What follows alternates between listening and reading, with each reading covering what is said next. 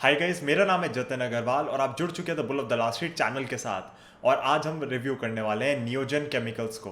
तो मैं काफ़ी टाइम से इस पर थोड़ा हाइप भी बिल्ड कर रहा था एंड फाइनली इसका रिव्यू आ चुका है। तो एक डिटेल्ड एनालिसिस की वीडियो आएगी, एक सेपरेटली इस क्वार्टर के नंबर्स को भी हम एनालाइज करेंगे एंड एक फन फैक्ट्स की वीडियो भी आपके लिए आएगी। तो 3 वीडियोस आएंगी, बट ये मेन वीडियो है, इसको ज़रूर एंड तक देखिए, आपको बिजनेस बड़े ढंग से समझ आएगा। एंड में मैं ये भी बताऊंगा कि मुझे कंपनी कैसी लग रही है इन्वेस्ट करने के लिए एंड क्या मैं खुद अपने इसके अंदर पैसे डालूंगा या नहीं डालूंगा। तो जुड़े रहिए the bull of the last street channel के साथ एंड देखते रहिए इस वीडियो को।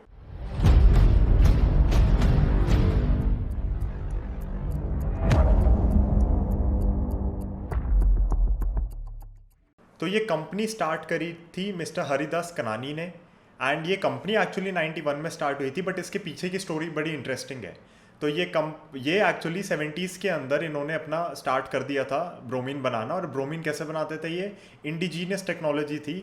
जब इन्होंने अपनी इंजीनियरिंग खत्म करी, केमिकल इंजीनियरिंग खत्म करी, तो ये सी वाटर से ब्रोमीन बनाने लग गए थे। 72 की बात है ये। देन हुआ क्या, एक अनफॉर्चुनेटली एक बहुत ही खराब इंसिडेंट हुआ 1974 में। जो डैम था वहाँ पे ब्रेक हो गया, फ्लड्स आए, लोग भी काफ़ी मरे थे 1974 में। अगर फ्लड्स का इंसिडेंट आप सर्च करना चाहे आप कर सकते हैं। एंड उससे इनका प्लांट भी डिस्ट्रॉय हो गया। अब क्योंकि ये बिल्कुल इंजीनियरिंग बैकग्राउंड और उस पर फोकस थे, बिजनेस का इतना नहीं था इनको इन डेप्थ नॉलेज, तो फ्लड के अगेंस्ट जो एक वो इंश्योरेंस वगैरह होती है वो नहीं ले रखी थी। एंड इनका सारा प्लांट तबाह हो गया 1974 में। तो सोचिए 2 साल बिजनेस स्टार्ट करने के बाद ही ये सब हो गया। अब इन्होंने क्या किया, अगले 10 साल बाकियों की हेल्प करी, बाकी लोगों की, उनको ब्रोमीन बनाने में हेल्प करी।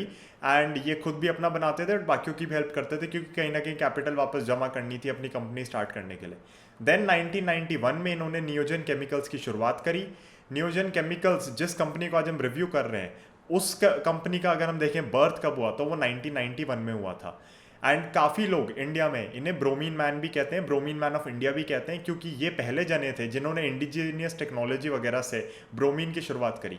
क्योंकि ब्रोमीन के बारे में आप जब भी सुनते हैं तो आप देखेंगे कि यूएस में, इसराइल में, इन कंट्रीज में ब्रोमीन की प्रोडक्शन वगैरह हो रही है। इंडिया में ब्रोमीन का इतना बड़ा रोल नहीं रहा है शुरू से। करंटली नियोजन chemicals is one of the largest producers of bromine derivatives, Grignard compounds and lithium salts. तो हम समझ लेते हैं सबसे पहले थोड़ा सा कि अभी मैनेजिंग डायरेक्टर कौन है। तो मैंने आपको भी जैसे बताया, मिस्टर हरिदास कनानी चेयरमैन एंड मैनेजिंग डायरेक्टर हैं, बट अब इनके बेटे भी पिक्चर में आ चुके हैं, तो हम उनके बारे में भी थोड़ा जान लेते हैं। तो इनके जो बेटे हैं डॉक्टर हरीन कनानी, वो भी इसी बैकग्राउंड से हैं, बिल्कुल इसी चीज़ में हैं। उन्होंने अपनी इंजीनियरिंग करी इंडिया से, केमिकल इंजीनियरिंग, देन यूएस गए, वहाँ से पीएचडी करी केमिकल इंजीनियरिंग के अंदर ही।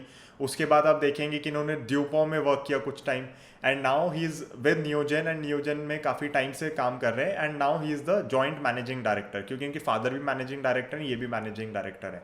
तो कंपनी एक तरीके से फैमिली रन बिजनेस था अनटिल एंड अनलेस जब ये मई 2019 में पब्लिकली लिस्ट हो गई कंपनी।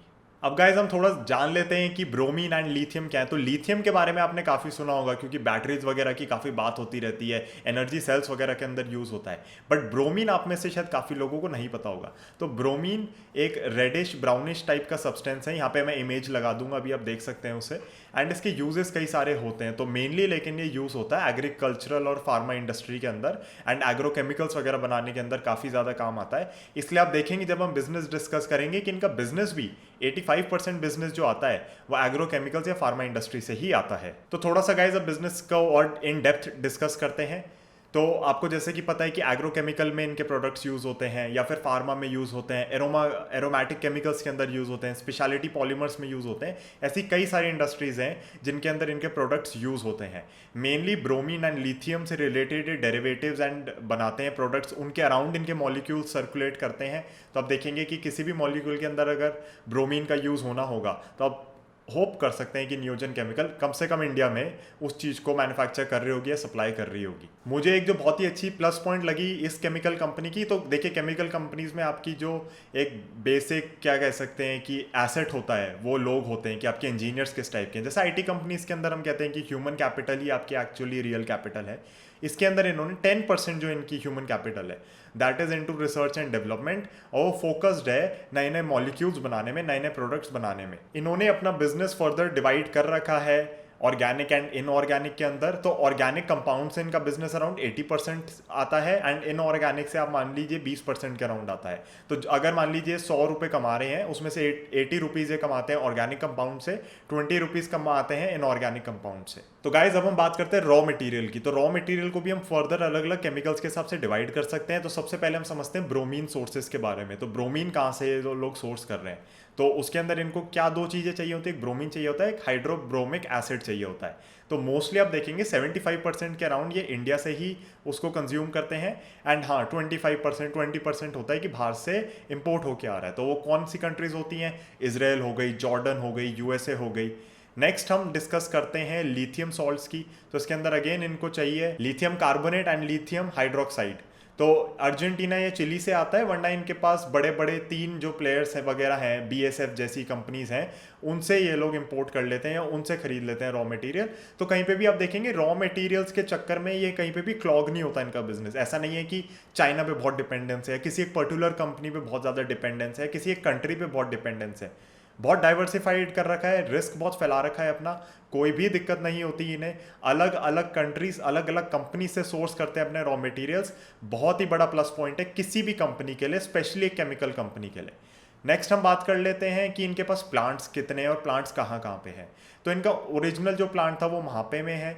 उसके बाद इन्होंने वडोदरा में एक एक्विजिशन किया, सोलारिस केमटेक इंडस्ट्रीज एक करके कंपनी है, उनका प्लांट इन्होंने एक्वायर किया। उस प्लांट के साथ इन्हें ज़मीन और भी ज़्यादा मिली है, तो वहाँ पे ये फर्दर मल्टीपर्पज़ प्रोजेक्ट्स या प्लांट्स लगा सकते हैं। उसके बाद इन्होंने एक्सपोर्ट डिमांड मीट करने के लिए दहेज के अंदर एक एक्सपेंशन कर रहे हैं। दहेज के अंदर ज़मीन खरीदी है, वहाँ पे प्लांट बना रहे हैं। तो दहेज आपको जैसा कि पता है स्पेशल इकोनॉमिक जोन है, अगर आपको नहीं पता तो दहेज के अंदर आप देखेंगे काफ़ी केमिकल कंपनीज हैं, क्योंकि वो SEZ में आता है। तो यानी कि वहाँ से एक्सपोर्ट वगैरह करने पे कस्टम्स वगैरह और काफ़ी रूल्स में रिलैक्सेशन होती है। तो दहेज के अंदर जो इनका एक्सपेंशन चल रहा है, उसके अंदर इन्होंने, जैसा मैंने आपको इनिशियली बताया था, business can be divided into organic and inorganic compounds. Inorganic का ये लोग कर चुके हैं, राइट, वहाँ पे इनका एक्सपेंशन कंप्लीट हो चुका है। ऑर्गेनिक का जो एक्सपेंशन है वो अभी चल रहा है। FY22 में आप मान सकते हैं कि वो कंप्लीट हो जाएगा, या आपको उसमें रिजल्ट्स में दिखने लगेगा, नंबर्स जब कंपनी डिक्लेयर करेगी तो दिखने लगेगा कि हाँ कैपेसिटी बढ़ गई है। अब आप ये ज़रूर जानना चाहेंगे कि कितना प्रोडक्शन कैपेसिटी बढ़ रही है, तो आपको जान के बहुत खुशी होगी, स्पेशली अगर आप इन्वेस्टर हैं या आप इन्वेस्ट करना चाह रहे हैं। ऑर्गेनिक कंपाउंड्स जिनसे इनका 80% बिजनेस आता है, उसकी कैपेसिटी ये डबल कर रहे हैं। तो बहुत ही अच्छे से कैपेसिटी एक्सपेंशन हो रहा है। कोविड की वजह से भी ज़्यादा इम्पैक्ट नहीं आया। कोविड की वजह से जो बिजनेस में इम्पैक्ट आया उसके बारे में हम डिस्कस करेंगे, बट जो प्लान्स थे वो डीरेल नहीं हुए हैं। एक्सपेंशन कब तक पूरा होगा या कब तक प्रोजेक्ट कंप्लीट होगा, वो प्लान्स डिले नहीं हुए हैं। तो गाइज नेक्स्ट हम बात करते हैं इनकी कॉम्पिटिशन की, इनके कंपेटिटर्स कौन है। तो 4-5 कंपनीज तो हैं चाइना में, उनमें से 2-3 बड़ी हैं, 2-3 छोटी हैं। उसके बाद हम बात करते हैं यूरोप के अंदर कौन कौन सी कंपनीज हैं। तो यूरोप के अंदर आप देखेंगे, यूरोप के अंदर एक यूके में है, एक फ्रांस में है, एक इजराइल में है, एक आपकी जापान में है। तो ये 9-10 कंपनियां बेसिकली डायरेक्ट कंपेटिटर्स हैं नियोजन केमिकल्स के। बट नियोजन केमिकल्स के बिजनेस के अंदर अब आप देखते हैं केमिकल कंपनीज में कहीं ना कहीं बैलेंस बन के चल रहा होता है। अगर बहुत ज़्यादा लोग आ जाएंगे एक ही प्रोडक्ट के अंदर तो उसका प्राइस ख़राब हो जाता है। तो नॉर्मली कंपनीज नहीं घुसती अगर उनको वहाँ पे सस्टेनेबिलिटी नहीं दिख रही होती। सेकेंडली, नियोजन केमिकल्स का फोकस किधर है। तो आप देखेंगे कोई भी केमिकल होता है वो कमोडिटी ही होता है, राइट। वो कमोडिटी केमिकल होता है, स्पेशलिटी केमिकल नहीं होता। उसके अंदर कुछ ना कुछ आप चेंजेस करते हैं तब जाके वो स्पेशलिटी केमिकल बनता है। हो सकता है आपके पास उन प्रोडक्ट्स का पेटेंट हो सकता है कि वो जो मॉलिक्यूल्स की केमिस्ट्री है वो आपने ही डेवलप करी हो तो बाकी कोई डेवलप ना कर पा रहा हो सकता है किसी कंपाउंड को स्टेबल करना बड़ा मुश्किल हो और आपने वो अचीव कर लिया, बाकी कंपनीज नहीं कर पा रही हो। एंड हो सकता है कि किसी कंज्यूमर की कोई प्रेफरेंस हो एंड उसके बेसिस पे आप उसको सप्लाई कर पा रहे हो उसकी प्रेफरेंस के मुताबिक, तो फिर वो आपसे ही खरीदता है, बाकी किसी और से नहीं खरीदता। तो इस कंपनी का फोकस भी स्पेशलिटी केमिकल्स की ओर ही है। ये भी ट्राई करते हैं कि अलग अलग मॉलिक्यूल्स बनाते जाएं। अपनी R&D की जो इनकी टीम है, जो कि 10% ऑफ द टोटल स्टाफ है, which is a very good number. तो इनका staff members around I think 200-220 के अराउंड है। एंड उनमें से आप देखेंगे 10% तो बिल्कुल फिक्स्ड है कि भैया तुम रिसर्च एंड डेवलपमेंट ही करोगे। तो ये मुझे बहुत ही बड़ा पॉजिटिव लगता है इस कंपनी के लिए। स्पेशलिटी केमिकल्स पे फोकस कर रहे हैं, स्पेशलिटी सेगमेंट्स में फोकस कर रहे हैं, फार्मा और एग्रो केमिकल्स में फोकस कर रहे हैं, तो बिजनेस भी बड़ा सस्टेनेबल हो जाता है। बट एक जो यहाँ पे मुझे नेगेटिव दिखता है कि बिजनेस वैसे तो देखिए फार्मा और एग्रीकल्चरल केमिकल्स में है, बट एक जो बड़ा नेगेटिव मुझे लगता है वो ये है कि भले ही इनके साथ काफ़ी लोग काफ़ी टाइम से जुड़े हुए हैं, इनके जो कंज्यूमर्स हैं वो इनके साथ 20-20 सालों से जुड़े हुए हैं, बट कोई भी लॉन्ग टर्म कॉन्ट्रैक्ट नहीं करता है, सबके कॉन्ट्रैक्ट 1 साल 1.5 साल ऐसे ही रहते हैं। तो वो मुझे एक बहुत बड़ा नेगेटिव लगता है। इनके रिपीट कस्टमर्स बहुत ज़्यादा हैं, रिपीट कस्टमर का जो नंबर है वो बहुत हाई है, परसेंटेज वाइज आप देखेंगे रिपीट कस्टमर बहुत ज़्यादा हैं, बट लॉन्ग टर्म कॉन्ट्रैक्ट्स नहीं हैं। तो वो बिजनेस विजिबिलिटी के हिसाब से मुझे पॉजिटिव नहीं लगता। बट अगेन बिजनेस इसी हिसाब से इनका चलता आ रहा है, एंड हमें मैनेजमेंट एंड कंपनी के ऊपर ही देखना पड़ता है कि क्या वो जिस इंडस्ट्री में है उसके अंदर वो अच्छा कर पा रहे हैं नहीं कर पा रहे। तो डेफिनेटली नियोजन केमिकल्स की जो मैनेजमेंट है, Neogen chemicals as a company as a whole is doing very well in the bromine and lithium segment, जो कि ये डेरिवेटिव्स वगैरह उसके अंदर बनाते हैं, स्पेशलिटी केमिकल्स बनाते हैं। तो अब इतना ज़्यादा हम फोकस क्यों कर रहे हैं स्पेशलिटी केमिकल की कंपनीज पे, या फिर जो कंपनी स्पेशलिटी केमिकल्स बना रही है उन पे ही क्यों फोकस करें, बल्क केमिकल्स पे क्यों ना करें। तो जैसा कि मैंने आपको बताया, केमिकल तो देखिए बल्क ही होता है, वो नॉर्मल एक केमिकल होता है that is available to multiple companies. उसके अंदर आपको कुछ चेंजेस करने पड़ते हैं, कुछ स्पेसिफिक मॉडिफिकेशंस करनी पड़ती हैं ताकि वो स्पेशलिटी केमिकल बन पाए। तो जो मेरे को इनके पढ़ के कॉन कॉल्स वगैरह से पढ़ के मिला वो यही था कि मान लीजिए अगर आपका कोई बेसिक कंपाउंड है वो $7 to $25 के बीच में कहीं बिक रहा है, लेकिन अगर वो स्पेशलिटी मॉलिक्यूल हो जाता है तो उसके जो प्राइजेस होते हैं वो $100 से $200 के बीच में आ जाते हैं। तो कि इतना बड़ा डिफरेंस हो जाता है। तो जितना कंपनी स्पेशलिटी केमिकल्स पे फोकस करेगी वो वैल्यू ड्राइव कर पाएगी, एंड एक बार वैल्यू आने लगेगी, एक बार उसका केमिकल स्टेबल हो जाता है तो फिर वो उसके अंदर वॉल्यूम का गेम भी कर सकती है। तो कोई भी चीज़ के अंदर आप देखते हैं अगर रेवेन्यू आपको बूस्ट करना है, स्पेशली केमिकल कंपनीज की यहाँ पे मैं बात कर रहा हूँ, तो दो चीज़ें हो जाती हैं। एक तो है कि आप वॉल्यूम पे खेलिए, एक है आप वैल्यू पे खेलिए, राइट। तो बहुत कंपनीज हैं जो बल्क केमिकल्स के अंदर हैं वो अपनी वॉल्यूम मैक्सिमाइज करने पे रहती हैं, बट ये कंपनी वैल्यू भी मैक्सिमाइज कर रही है, एंड एक बार वैल्यू में आपके पास नए मॉलिक्यूल्स आ जाते हैं, नए मॉलिक्यूल्स की प्रोडक्शन आ जाती है, कस्टमर्स आ जाते हैं और डिमांड कर रहे हैं, तो फिर वॉल्यूम को भी आगे मैक्सिमाइज कर सकते हैं। तो डबल बेनिफिट मिल सकता है। बहुत सारी कंपनीज इसी तरीके से कर रही हैं जो भी स्पेशलिटी केमिकल्स पे फोकस कर रहे हैं। पहले अपना कस्टमर बेस सेट कर लो, अपने मॉलिक्यूल्स को स्टेबल कर लो, एक बार उनके अंदर सेल्स आने लगे, कोई कंपटीशन ना बचे उसके अंदर, उसके बाद उसके अंदर वॉल्यूम जनरेट करनी स्टार्ट करो। तो गाइज हमने देखा ओवरऑल की कंपनी काफ़ी अच्छी लग रही है, बिजनेस काफ़ी अच्छा है, बट इसके अंदर कोई ना कोई नेगेटिव, जैसे मैं एक आपसे डिस्कस कर चुका हूँ, मेरे को एक नेगेटिव थोड़ा और ज़्यादा खलता है। मतलब कॉन्ट्रैक्ट्स लंबे नहीं है, उसमें रिपीट कस्टमर्स आने, दैट इज़ मतलब वो मेरे लिए इतना बड़ा इशू नहीं है। बट एक है थोड़ा वर्किंग कैपिटल की साइकिल वगैरह इसकी देखिए कंपनी की, इन्वेंट्री देखिए जो जमा हो जाती हैं, या फिर इन्वेंट्री टर्नओवर जिसको मैं कहना चाहूँगा, वो सब बड़ा स्लो है। तो आप देखेंगे रिसीवेबल्स बहुत ज़्यादा बढ़ जाते हैं, डेटर डेज बहुत हाई हो जाते हैं, एंड ये सारी चीज़ें कहीं ना कहीं कंपनी कम करना चाह रही है बट वो कर नहीं पा रही है। अगेन लिस्ट बहुत रिसेंटली हुई है, इन्होंने कहा कि जब से हमारे बोर्ड में इक्विटी इन्वेस्टर्स वगैरह आए हैं, बेसिकली कंपनी पब्लिक गई है, तब से हमें टारगेट ज़रूर दिया इन लोगों ने कि आप अपना ये सब इंप्रूवमेंट करिए, कैश कन्वर्जन साइकिल वगैरह को इम्प्रूव करें। बट अब देखिए जैसे कोविड हो गया, तो कोविड होने के बाद ऑब्वियसली आप इन चीज़ों पर फोकस नहीं कर सकते। तो अब हम देख लेते हैं कि कोविड की वजह से इन पर क्या इम्पैक्ट आया। तो सबसे पहले चीज़ आपको जो समझनी ज़रूरी है कि बिजनेस एसेंशियल टाइप का बिजनेस है, एपीआई वगैरह मैन्युफैक्चरर्स को सप्लाई करते हैं अपने ब्रोमीन के जो डेरिवेटिव्स वगैरह हो गए।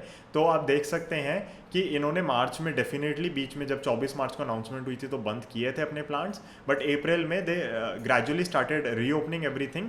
एंड आप देख सकते हैं कि ना कंपनी ने मोरेटोरियम लिया लोन्स पे, तो लिक्विडिटी पोजीशन ठीक है कंपनी की। उसके बाद इन्होंने जो था अपनी कैपेसिटी की जो यूटिलाइजेशन थी, तो वो भी अराउंड आप देखेंगे अब 70% के ऊपर आ चुकी है, एंड 80% पे तो ये कहते हैं कि पीक यूटिलाइजेशन है। तो कुछ कुछ कंपनीज में आपने देखा होगा प्लांट 110% कैपेसिटी पे रन हो रहा है, कोई कंपनी कहती है 100% पे रन हो रहा है। बट ये कहते हैं कि अगर हमारी कंपनी के अंदर 80% कैपेसिटी यूटिलाइजेशन हो रही है कभी भी, वो पीक लेवल है, वो यानी कि बिल्कुल टॉप पे पहुंच गया, उससे ऊपर हम एक्सपेक्ट नहीं करते इसका जाना।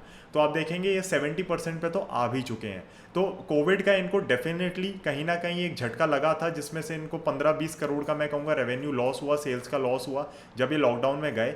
बट क्योंकि ना तो ये अब एक प्लांट इनका है नहीं, इनके अलग अलग सिटीज़ में प्लांट हैं, उसका एडवांटेज हुआ। एक इनका रॉ मटेरियल का सप्लाई एंड नहीं है, मल्टीपल हैं, उसका एडवांटेज हुआ। एक कस्टमर नहीं है, मल्टीपल कस्टमर्स हैं, उसका एडवांटेज हुआ। तो ये भी कोशिश करते हैं कि जो हमारा टॉप का कस्टमर हो वो 10% से ऊपर का रेवेन्यू उससे ना आता हो, क्योंकि कभी अगर उसने मना कर दिया, कुछ हिट हुआ तो दिक्कत हो सकती है। तो ये कहीं ना कहीं चीज़ों को मैनेज करके चलना चाह रहे हैं। बट छोटी कंपनी है और एक बड़ा नीश सेगमेंट है जिसके अंदर काम कर रही है, जिसके अंदर ज़्यादा कंपेटिटर्स भी नहीं है। कुछ कुछ हैं डेफिनेटली, इंडिया में भी कुछ कुछ कंपनीज हैं जो बना रही हैं, बट वो फोकस में भी कर रही हूँ, जैसे ब्रोमीन में तो बल्क में, उस स्पेशलिटी पे फोकस नहीं कर रही। तो इस टाइप से कंपनीज वगैरह हैं, बट आप देखेंगे नियोजन को डायरेक्ट कॉम्पिटिशन वो 7-8 कंपनीज देती हैं जो बाहर लिस्टेड है। अब मैं आपको एक फन फैक्ट और बताना चाहूँगा नियोजन केमिकल्स के बारे में। तो जब मैं इस कंपनी पर रिसर्च कर रहा था, अगर आप गूगल पे सिर्फ नियोजन लिखते हैं तो आपको एक नियोजन कॉर्पोरेशन यूएस की कोई कंपनी दिखती है। तो मेरे को लगा है पता नहीं नाम सेम क्यों है, एंड डेफिनेटली आप जिधर रजिस्टर करा लें उसको तो कोई दिक्कत नहीं आती। तो अल्टीमेटली लेकिन इनकी कॉन कॉल्स के अंदर ही मुझे पता चला नियोजन कॉर्पोरेशन जो यूएस की कंपनी है, उनका ट्रेडमार्क है यूएस में, इनका ट्रेडमार्क है इंडिया में। तो इंडिया में इनको बिजनेस करने में और उसमें कोई दिक्कत है ही नहीं, they are free to use Neogen chemicals अपना जो नाम है। बट हुआ क्या, जब इनका आईपीओ आ रहा था तो वो उस समय इंडिया में एंटर करना चाह रही थी कंपनी, एंड तब इन्होंने वो अपना ट्रेडमार्क यहाँ रजिस्टर कराना चाह रहे थे। तो नियोजन केमिकल्स ने कहा भैया तुम ऐसे कैसे करा सकते हो। इन्होंने अपना केस वेस फाइल किया, उसकी प्रोसीडिंग्स चली, फिर उसमें लंबा किस्सा फैला हुआ है अभी थोड़ा, मतलब वो चल ही रहा है केस वगैरह। एंड नियोजन कॉर्पोरेशन ने भी क्या किया कि तुमने यहाँ केस फाइल कर दिया, तो उन्होंने यूएस में केस फाइल कर दिया। तो आपको भी पता है लॉ सूट्स वगैरह किस टाइप से होते हैं। अगर ये लॉयर से ही किसी ना किसी तरह को डील सेटल करा के कमा लें, तो इन्होंने तो बिना काम करे बेसिकली, क्योंकि आपके पास नाम था तो आपने कुछ ना कुछ पैसे की इनकम कर ली अपनी। तो नियोजन कॉर्पोरेशन अगर आप देखते हैं, आप प्लीज़ नियोजन केमिकल सर्च करिए गूगल पे अगर आप इस स्टॉक को स्टडी करना चाहते हैं, वेबसाइट पे जाना चाहते हैं। वरना फिर अगर आप खाली नियोजन लिखेंगे तो आप यूएस की कंपनी पे चले जाएंगे। तो ये मुझे बहुत ही इंटरेस्टिंग और एक बहुत ही डिफरेंट चीज़ लगी, क्योंकि नॉर्मली मैंने अपनी कंपनीज को इस टाइप की लीगल बैटल में पढ़ते हुए नहीं देखा कि भैया नाम ही रजिस्टर्ड नहीं है। तो ये कंपनी के अंदर ये केस अभी चल रहा है, बट हाँ इसके बेसिस पे मुझे कोई खास बड़ा इंपैक्ट आता हुआ दिखता नहीं है। क्योंकि अगर आप मानिए नियोजन कॉर्पोरेशन के पास लॉयर्स है तो इनके पास भी लॉयर्स हैं, एंड इनका यहाँ पे ट्रेडमार्क रजिस्टर्ड है, तो इनको कोई भी दिक्कत नहीं है। तो अगर आपको वो पॉइंट भी कहीं टकराता है और आपको लगता है कि यार उसके वजह से कोई दिक्कत है, मुझे नहीं लगती उसके अंदर दिक्कत। मुझे एक इनकी जो इन्वेंट्री की साइकिल है उसी में थोड़ा डाउट आता है कि इतनी हाई है, 100+ डेज की इन्वेंट्री साइकिल है, तो अगर वो थोड़ी रिड्यूस कर पाए, उसको बेटर कर पाए तो अच्छा होगा। गाइज अब मैं आपको 2-3 अपडेट्स और दे दूं। तो एक तो रिसेंटली कंपनी ने जून के महीने में अपना थोड़ा स्टेक डाइल्यूट किया प्रमोटर्स ने। नाउ काफ़ी लोगों को ये बहुत बड़ा नेगेटिव लगेगा, मुझे पर्सनली नहीं लगता है। उन्होंने बड़े फंड हाउसेस को ही बेचा, ऐसा नहीं कि ओपन मार्केट में ट्रांजैक्शन करी है।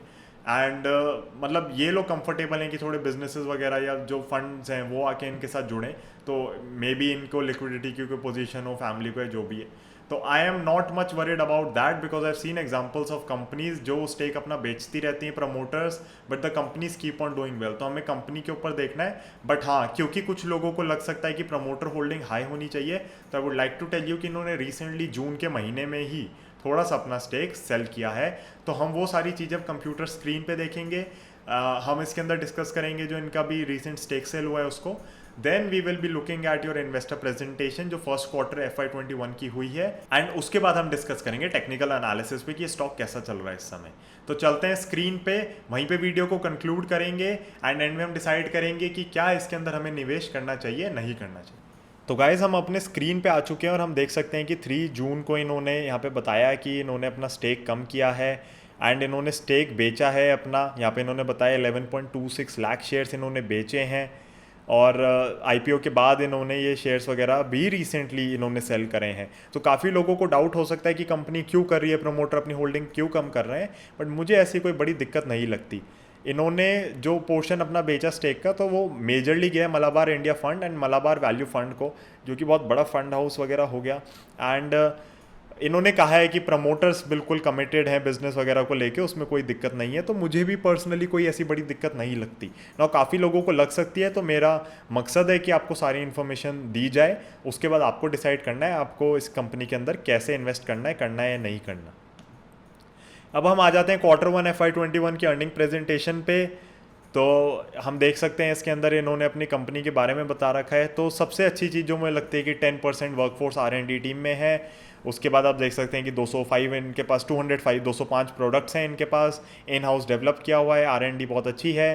5 ईयर की जो प्रॉफिट आफ्टर टैक्स की कैगर है वो 42% की है, रेवेन्यू की कैगर आप देखें 29% की है। ये एक्सपोर्ट करते हैं 27 कंट्रीज़ को। उसके बाद ये हम डिस्कस कर चुके हैं अपनी वीडियो में, तो हम इसको स्किप करेंगे। यहाँ पे हम देख सकते हैं बिजनेस ओवरव्यू, ऑर्गेनिक और इनऑर्गेनिक के अंदर बांटा हुआ है। जैसा कि मैंने आपको बताया मेजर बिजनेस ऑर्गेनिक से ही है, उसके अंदर ब्रोमीन कंपाउंड्स आ जाते हैं, एडवांस्ड इंटरमीडिएट्स आ जाते हैं, कस्टम सिंथेसिस एंड मैन्युफैक्चरिंग आ जाती है। तो इसके अंदर इनके मार्जिन्स वगैरह काफ़ी अच्छे हैं, कंपनीज इनसे मैन्युफैक्चर वगैरह कराती हैं, एंड ये सारा API वगैरह के अंदर जाता है, इनका एग्रोकेमिकल्स के अंदर जाता है। तो हम नीचे कंपनीज भी देख सकते हैं सारी जो इनका प्रोडक्ट्स यूज़ करती हैं। उसके बाद इनऑर्गेनिक कंपाउंड्स की, अगर हम इनऑर्गेनिक केमिकल्स की बात करें तो वो speciality inorganic lithium based chemicals के ऊपर फोकस ज़्यादा है। तो इसका एंड यूज़र इंडस्ट्री हम देख लेते हैं, इको फ्रेंडली वैम for cooling air water process equipment. तो ये सारी चीज़ें आप देख सकते हैं कि रेफ्रिजरेटर्स वगैरह में जाती हैं, तो इसलिए आप देख सकते हैं कि कहीं ना कहीं वोल्टास इनका क्लाइंट है। तो डेफिनेटली आपको समझ आता है कि हाँ, कंपनी का बिजनेस अच्छा है, सस्टेनेबल बिजनेस है, क्लाइंटेल अच्छा है, कोई ऐसी बड़ी दिक्कत नहीं है बिजनेस के अंदर। एक चीज़ और मैं जो आपको बताना चाहूँगा कि इनका बिजनेस अगर आप कभी भी कंपेयर करें, इसको आप ईयर ऑन ईयर कंपेयर करें किसी भी क्वार्टर को, क्योंकि इनका सेकेंड हाफ जनरली बेटर होता है फर्स्ट हाफ से। तो वो सीजनैलिटी है बिजनेस के अंदर। एंड अगर आप कभी भी कंपेयर कर रहे हैं, लेट्स से कि आप Q1 को कंपेयर कर रहे हैं, तो आप Q4 से कंपेयर नहीं करेंगे, आप उसको पिछले साल के क्वार्टर से ही कंपेयर करेंगे। तो हम देख सकते हैं कि डाइवर्सिफाइड है, इंडिजीनस R&D है, जो कि मुझे बहुत ही अच्छी लगती है। मैं बार बार आपसे कह रहा हूँ, मैन्युफैक्चरिंग कैपेबिलिटीज़ अच्छी हैं। तो रोज़ारी जिस हिसाब से थोड़ा मैन्युफैक्चरिंग लेती है, वो ये लोग भी उसी हिसाब से थोड़ी मैन्युफैक्चरिंग की अपना काम करते हैं कि कस्टमर ने बोला एंड इन्होंने उस चीज़ को मैन्युफैक्चर वगैरह कर दिया। तो की परफॉर्मेंस हाइलाइट्स देख लेते हैं Q1 के। तो आप देख सकते हैं कि रेवेन्यू ऊपर गया है 19% से, ईबीटा 18% से ऊपर है, प्रॉफिट बिफोर टैक्स 18% से ऊपर है, प्रॉफिट आफ्टर टैक्स 12% से ऊपर है। डोमेस्टिक और एक्सपोर्ट्स के अंदर का इन्होंने ब्रेकअप भी दे रखा है। उसके बाद हम यहाँ पर देख सकते हैं कि कितना अच्छे से ग्रोथ आई है पिछले क्वार्टर से। अगेन हम कंपेयर इसको कर रहे हैं पिछले साल के सेम क्वार्टर से, हम Q4 से कंपेयर नहीं करेंगे, हम इसको ईयर ऑन ईयर कंपेयर करेंगे, क्वार्टर ऑन क्वार्टर कंपेयर नहीं करेंगे। तो इन्होंने काफ़ी अच्छे से अपने मार्जिन्स वगैरह मेंटेन करें। इनके मार्जिन्स आप यूजुअली देखेंगे 18% के अराउंड ही चलते हैं, एंड ये कहते हैं कि 18-18.5% इज सस्टेनेबल मार्जिन। नेक्स्ट हम देख लेते हैं रेवेन्यू का ब्रेकअप। तो ऑर्गेनिक केमिकल से ही मेजर रेवेन्यू आया, उसी के अंदर ग्रोथ आई है। इनऑर्गेनिक का इनका बिजनेस ज़्यादा बड़ा नहीं है, उसके अंदर डी ग्रोथ भी आई है, बट ये सब मुझे लग रहा है बिल्कुल टेम्परेरी है, ये वापस पिकअप करेगा, इसके अंदर कोई खास बड़ी दिक्कत नहीं आनी चाहिए। अब इन्होंने बता रखा है कि क्या इनका इम्पैक्ट चल रहा है इस समय, आप इसको गो थ्रू कर सकते हैं। बट जैसा कि मैं आपको बता चुका हूँ कि कंपनी कंपैरेटिवली बड़ा इजीली इस पूरे झटके को झेल गई है, और ऐसा कोई बड़ी इसके अंदर नुकसान की मुझे बात नहीं दिखती। सीजनल वेरिएशन के मैं आपसे बात कर चुका हूँ। एंड अगेन आप फाइनेंशियल नंबर्स अगर यहाँ पे एक बार देखना चाहें तो आप देख सकते हैं डेफिनेटली कि किस हिसाब से ग्रोथ आई है कंपनी के सारे नंबर्स में। एंड आप देख सकते हैं कि ये जो कंपनी है ये बहुत अच्छे से अपने यहाँ पे देखिए मार्जिन्स 18% के अराउंड मेंटेन करती हुई चल रही है। एंड ये मार्जिन्स मुझे लगता है कि कहीं ना कहीं इस कंपनी के लिए सस्टेनेबल है, जैसे कि मैनेजमेंट भी कहती आई है। EPS में थोड़ी सी बढ़त हुई है 11-12% की। एंड आप देख सकते हैं कि कहीं ना कहीं ये चीज़ें स्टॉक प्राइस में पहले से ही रिफ्लेक्ट कर रही है। तो अब मैं आपको ले चलता हूँ स्टॉक प्राइस के ऊपर। यहाँ पर हम चार्ट देख लेते हैं इनका। तो चार्ट देख के हमें पता चलता है कि रिसेंटली यहाँ पे कहीं ना कहीं एक ब्रेकआउट आया है, और यहाँ पे मैं एक बार को आपके लिए लाइन लगा देता हूँ। तो हम देख सकते हैं कि ये जो ब्रेकआउट आया है इसके बाद इसने सस्टेन किया, बट एक ये बड़ी रेड कैंडल मारी है, ये रिजल्ट से पहले वाली मारी है। तो सैटरडे को इनके रिजल्ट्स आए हैं, फ्राइडे को ये रेड कैंडल आई है, तो डेफिनेटली एंटिसिपेशन में पहले बढ़ गया था। अब हम मंडे को देखेंगे किस हिसाब से चलता है। अगर ये नीचे आता है तो it might come to 595-600 levels, and आप उधर ऐड कर सकते हैं इसको। एंड हो सकता है कि यहाँ पे कंफर्मेशन ना आए एंड ये ऊपर खींचता हुआ ले जाए ऐसे, जो कि हमें बहुत शेयर्स के अंदर दिख रहा है कि स्टॉक मार्केट में करेक्शन ही नहीं आके दे रही उन स्टॉक्स के अंदर। एंड वही चीज़ मुझे कहीं ना कहीं कॉन्फिडेंस देती है स्टॉक मार्केट को लेके भी, कि स्टॉक मार्केट भी एक पॉजिटिव मोमेंटम में ही है, कहीं पे भी उसके अंदर बड़ा कोई नेगेटिव मूव की मुझे आशंका नहीं है। हो सकता है 200-300 पॉइंट का डाउनफॉल आ जाए निफ्टी पे, बट मुझे उससे ज़्यादा फिलहाल आता हुआ नहीं दिख रहा। अगर चार्ट्स बदलेंगे तो हम भी बदलेंगे डेफिनेटली उसके अंदर। बट मैं आपको बताना चाहूँगा कि मैं फुल्ली इन्वेस्टेड हूँ इस समय। Even if I have to buy न्यूजन केमिकल्स, मेरे को कहीं ना कहीं अपना पैसा शिफ्ट करके इसके अंदर डालना पड़ेगा। तो गाइस चार्ट देख के तो हमें यही पता चलता है कि चार्ट काफ़ी ज़्यादा बुलिश चल रहा है कंपनी का। ये इनका मेरे हिसाब से वीकेस्ट क्वार्टर होना चाहिए था, एंड उसके अंदर भी इन्होंने ग्रोथ दी है। इनऑर्गेनिक केमिकल्स में हाँ नहीं आई उस हिसाब से ग्रोथ, उल्टा फ्लैट भी नहीं आया, तो नेगेटिव में ही गए हैं। बट ओवरऑल आप देखेंगे जो मेजर कॉन्ट्रीब्यूटर है रेवेन्यू का ऑर्गेनिक केमिकल्स, उसके अंदर ग्रोथ आई है।